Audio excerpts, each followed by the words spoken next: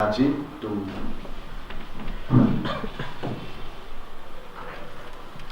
since it is a formal setup, thank you, Professor Sukumaran. And I must thank Naga Scholars Association and through its president, Dr. Zukmako. I will only say, I will start this with one thing. Today we are discussing this. As far as I am concerned, the manner in which we usually understand the word debate, for me it is clinched. This 13-point roster system is not for empowerment. It is completely a system which will bring about marginalization. So the debate ends there. It is nothing but trying to disempower the already who does not have the power. So I start from this. I stand here, not on the side that it is in no way it is empowerment.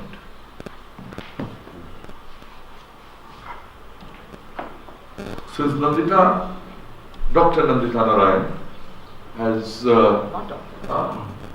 has already given us the history from early 90s itself. And as a student of this university in the mid-90s, the teachers' movement were in a position to throw out its directly elected president in a situation when he took the position that there should be reservation. That was 1995. He had to resign because he took this position. And he was forced by the GBM to take a position regarding that. He thought it would be better to resign than to continue with the collective decision of the general body. I think we are fortunate now that this cannot be done now in the University of Delhi. Why I am saying University of Delhi is not because that I am the DUTA president. I think we are the only organized teachers association in the country which has been able to do continuous action program, including strike on the roster system, which no other teachers association in the country could do. There have been identity groups which have done the movement. It has strengthened us. Probably the strength lies in our numbers. The politics of the 13-point roster has to be understood. I will only touch points or elaborate where Nandita may not have, or because of paucity of time on our part. I will leave this whole set with you. It takes 7 years to implement something on the roster, and within 30 days you have so many advertisements all over the country. When you can reduce positions, if I read out just a snippet of it. Central University of Tamil Nadu, 65 positions, ST position 0, SC position 0, OBC position 2. Sampurna and Sanskrit Varanasi, OBC 5, SC 5, they do not even have a column for SC. Jharkhand Central University, 63 positions. Jharkhand, another state where you have, I'll come to the case of Nagaland after that. Of SC positions 1, OBC 4, ST 0. Central University of Punjab, SC 0, OBC 1, ST 0. Atal Bihari Vajpayee University, Bhopal, 18 positions, ST 0, SC 0, OBC 0. I'm not mentioning Indira Gandhi National Tribal University, Amarkantak. I will only say 52 positions, 51 unreserved. So you can understand what I want to say. Central, yeah. Central University of Rajasthan, not a single position for SC, ST and OBC. I have done a roster, a sampling. See, I am cherry picking. I am sure I'm cherry picking, but this is a very clear indication of doing in the case of Jharkhand. In the 200-point roster, unreserved would get 32. In the department-wise or 13-point roster, now it is 58. OBC positions in the 200-point roster would be 16. Department-wise roster 4.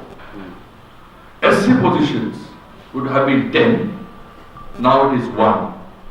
ST position would have been 5. Now it is 0.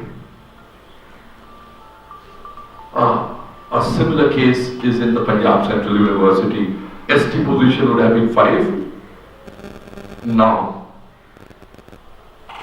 their advertisement says it is 0. So the politics is very clear. It's very clear. I do remember 5th March we were having an informal meeting in the DUTA because we had got to know that something of this order would be coming.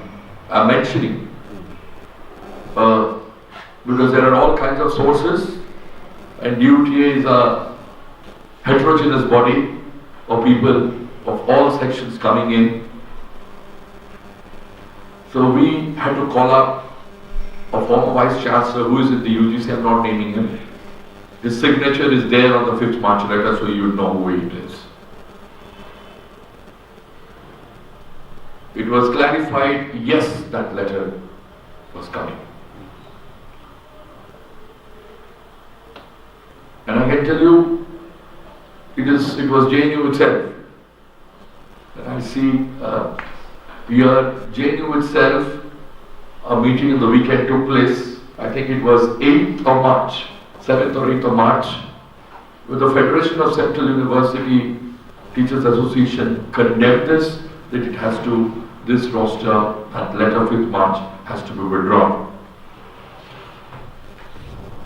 And from the first week of March itself, to what is going on even today, and it will continue in the next few days also. The reason is very clear, and if you remember one discussion that I had with you, to get signatures, I'm not telling you the politics of it,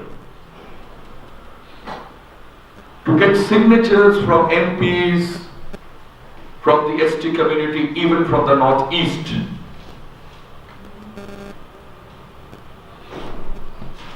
have you been successful? The answer is no.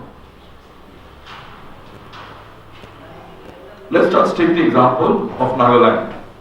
Right? I think now the tribal population of Nagaland by the latest census has got reduced by around 3 to 4%. Probably it has to do with migration. But 85-86% tribal population. And even then, if the MPs are not signing, then we have to think about those MPs. Few MPs are easily available in this whole fight that has come up from March itself to what happened till the 13th when the session came to an end. Our document was sent to one and all. But I found few MPs doing a great job. I must tell you this. Great job. Few people finally gave in a letter. Finally. I can name. Finally he gave in a letter, but he was amongst one of the earliest political leaders that we had met. And I am very happy that Rahul Gandhi finally wrote a letter. We are also very happy that the FEDCUTA and the DUTA letter has been now taken up by 17 political parties to stop the Rajya Sabha and Lok Sabha for 5 days on this issue. Was not easy, and I thank all political parties who helped us in this. But while doing this, we must also understand where we have failed, because therein lies the politics of it. As far as my count is concerned, there 30 odd places there were agitation taking place. But I think the university community, we have not been able to spread this to other university teachers associations. Why? When you have bigger departments, then the issue does not arise. In Delhi University is also a university, and it also has constituent colleges. The issue in the university colleges are much more starker, because you would have departments which are 2 or 3 in number. I teach philosophy. The only way that the brilliant students can come into the system was through the college or the university as a roster. If this goes in small departments, each and every post will go. That is the threat.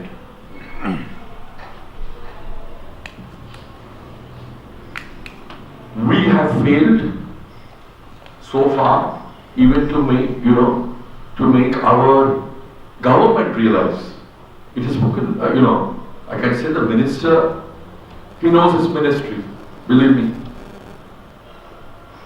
He knows his ministry, he knows it too well. He knows it too well. But he has not been able to keep his promises. Why it is necessary saying that you will go in for a review petition?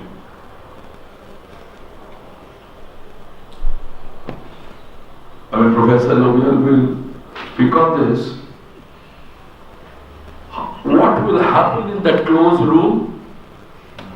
We are unaware. After 10-15 days, suppose it is dismissed. Then this 13 point, I am saying 13 point because that has now become very popular. The 13 point roster will be the roster. This government, after the election poll schedule will be announced, will not be able to bring the ordinance which we have been demanding it. We will try our level best as teachers to force this government that it brings about this ordinance, what we have been demanding. As far as Delhi University is concerned, it is a matter, I would say, of livelihood for nearly 2,000 teachers now. I am saying 4,000 divided it by 2, therefore 2,000. As for the last Executive Council and Academic Council elections concerned, the list says 3,800 ad hoc teachers were there. Rough count, few things also have happened in the month or so. 4,000 dividing by 2 is 2,000 teachers. It is true that the unreserved category will also see shifting happening. But century-old garbage will not go in 15 or 20 years of activism. It will take much more time. We are very happy that sections which were, I would say, I'm using lighter word, which were, I mean, they were anti-reservationists to the core.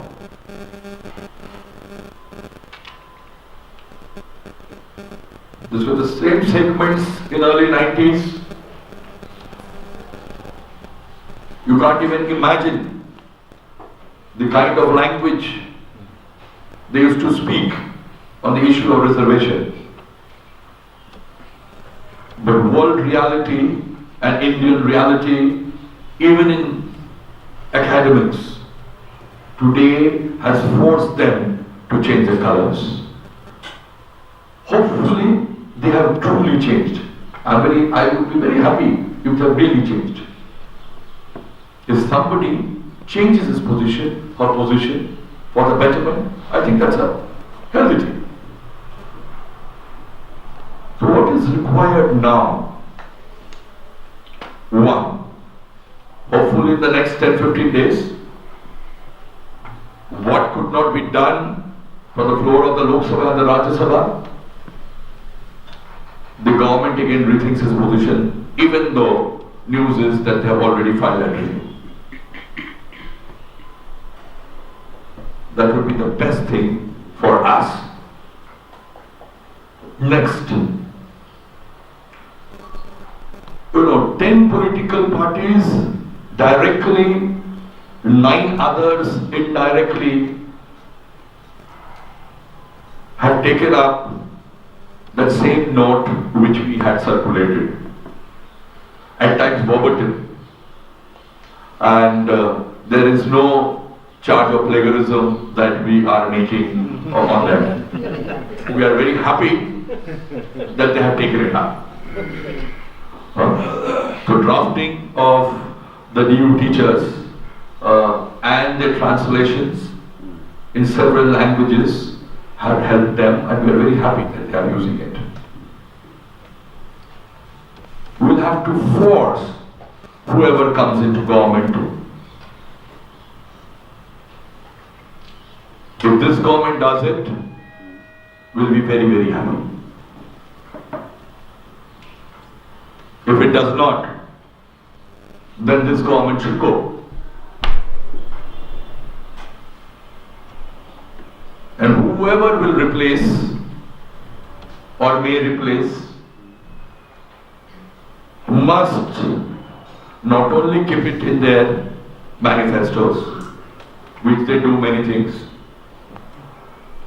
not only do it as, I heard a new word because my Hindi is poor, jumlas of 15 lakhs will not do. It has to be implemented if they come into power. So far opposition parties have been very, very helpful. There's no doubt about it. BJP is saying that if it loses, then it will do. Our fear is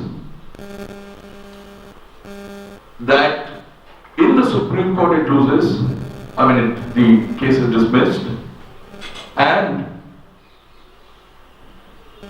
the election poll is announced, and they might take a position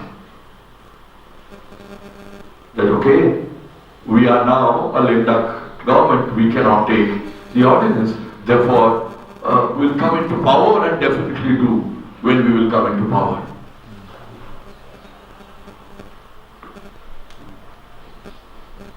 I'm raising a new thing today here. Because the kind of positions that we were taking, say from 8th to the 13th of March or 15th of March, now we are not taking those positions. We were much more flexible at that moment of time. Because things have also changed. We were thinking maybe a review petition would do, maybe a bill would do.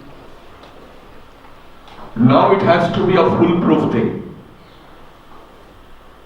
Because if the Supreme Court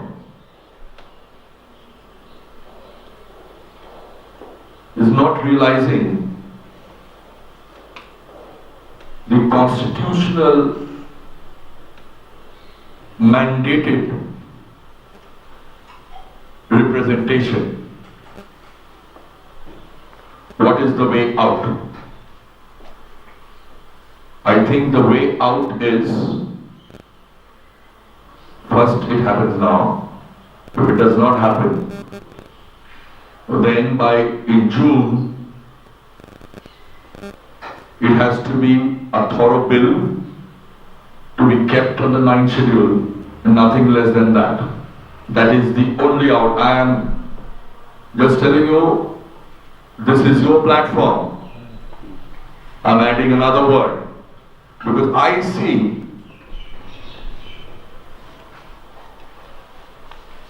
the politics that over here regarding reservation is that you do not give it for years. Now when it has started, all kinds of things have come in, and the kind of attack through the judiciary that has come up can now only be taken up by solid action from the sense of the parliament itself. And it has to be foolproof, because they bring in an ordinance and then again it is struck down. I will only request through your platform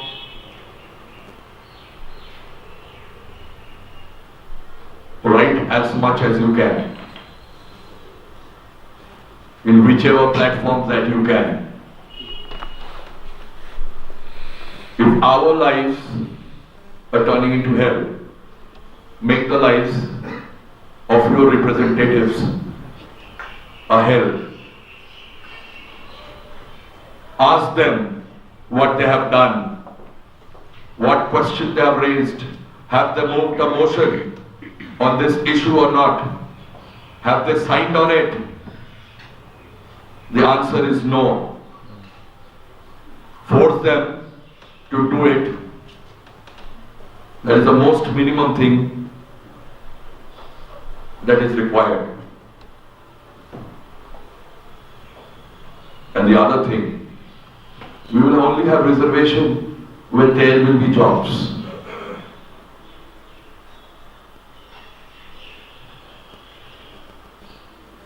This government or even previous governments, there is a complete conspiracy of slowing the pace of recruitment.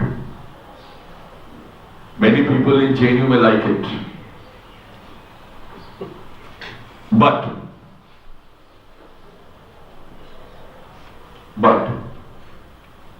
when you have over 20,000 positions lying vacant, I can give you a count of so-called discussion in central university positions. According to them, 55% of the SC, ST, OBC positions are vacant. According to their figure, placed on the Rajya Sabha.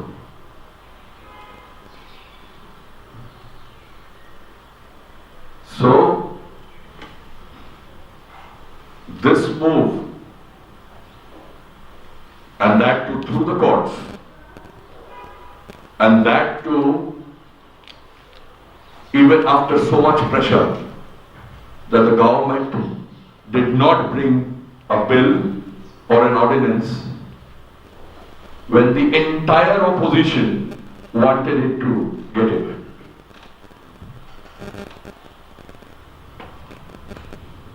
I think there is something more into it. And so we must be cautious. There is nothing to feel very happy about that they have raised it, that the opposition has raised it, because the opposition also does not have a great history. Also does not. But in today's reality,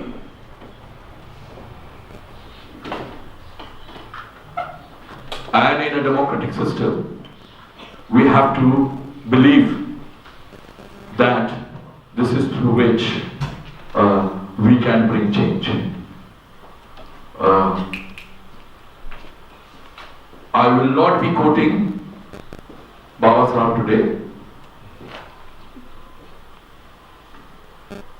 By saying that you quoted. Yeah. So I'd only say John Dewey, who was a mentor of Baba Sahib, I'll only request you to go back, and those of you who are in philosophy or political science, do read him. You'll understand why, the kind of inspiration maybe Baba Sahib Ambedkar had, especially on education, from Dewey. To bring in change, we have to focus on our schools. And when it was at schools, I would say also to the universities. So please do get back to the schools are very important. What kind of schooling that we are giving to our own children. Very important. Inequity starts from there. And there has been a mushrooming of all kinds of schools in the country by all kinds of organizations all over the country. And it is doing few things in an organized position. No other organization, I'm not naming the organization. It is slowly and slowly spreading all over. It is changing the psyche of the country. Universities are the places where ideas would clash and new ideas would come up. This is where notions will be debated. But these spaces are getting shrink every day in most universities in the country. Free discussion and debate is stopping. It is our duty, wherever we are. So the whole concept of the idea of the university, I would say, which Ambedkar believed in. And he felt that his friends did not come from India. He had to get his best friends in Colombia, in his mentors. He named a few. It started with John Dewey. So there was something inherently wrong in the system of the school and college system then. And we would say now, we have made huge progress, but we have miles and miles to go, and one of the first steps to that would be to get back the reservation section on the point of the university as a roster not the department of a college. Thank you very much.